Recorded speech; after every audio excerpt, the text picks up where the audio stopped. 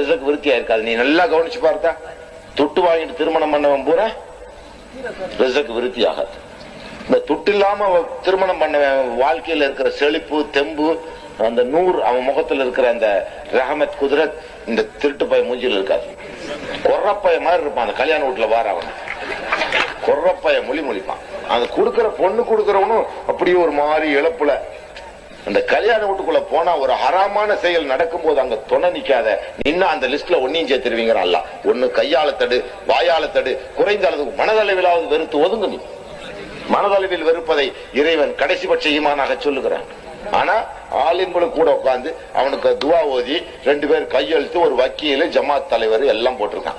ஏன் கியாமத்துக்கான சாட்சிகள், நாளைய நரக நெருப்பின் விறகுகள், நாளைய நரக நெருப்பின் இன்றைய விறகு கட்டைகள் இந்த ஜமாத்து தலைவர்கள், இந்த ஆலிம்கள் உலமாக்கள். யாரு இந்த திருட்டு பணத்துக்கு கை ஓதுறவன்?